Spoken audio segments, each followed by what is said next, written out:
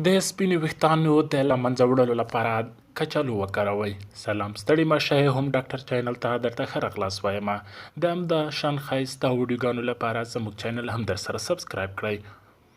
د عمر په زیاتېدو سره ویښتان سپینېږي، خو ډېری کسان مخکې له دې چې زاړه شي ان په ځوانۍ کې ویښتان سپین شي. په ډېرو کورنیو کې به مو لیدلي وي چې د مور او پلار سرونه یې لا تور وي، خو د اولاد د سر ویښتان یې بیا سپین شوي وي.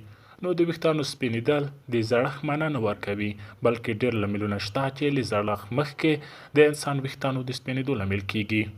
هغه عوامل او چې ویښتان سپینوي او د حل لاره یې په بدن کې د فلزاتو کمښت لکه مګنیز، تیتانوم او اوسپنه د ویښتانو د سپینوالي اصلي لامل دي.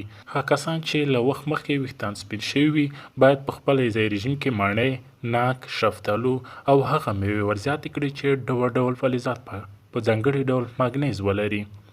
دغه راز ځینې سابه لکه اوږه، پیاز، موسر او ګندنه چې د مګنیزو ښه سرچینه بلل کیږي استعمال کړي. میس او مګنیز لرونکي خواړه له وخت مخکې د ویښتانو د سپینېدو مخه نیسي. د نباتي درملو په ډله کې د غنمو سبوس او د اوربشو ډوډۍ خوړل کولی شي د ویښتانو د اصلي رنګ ساتنه وکړي او د سپینوالي مخه یې ونیسي.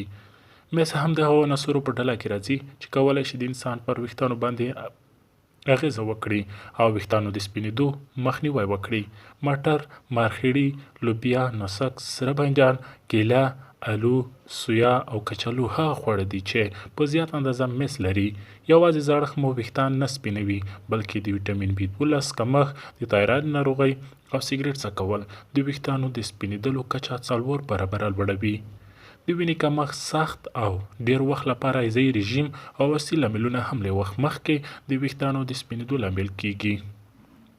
د کچالو له ما سره د سپینو ویښتانو تورول.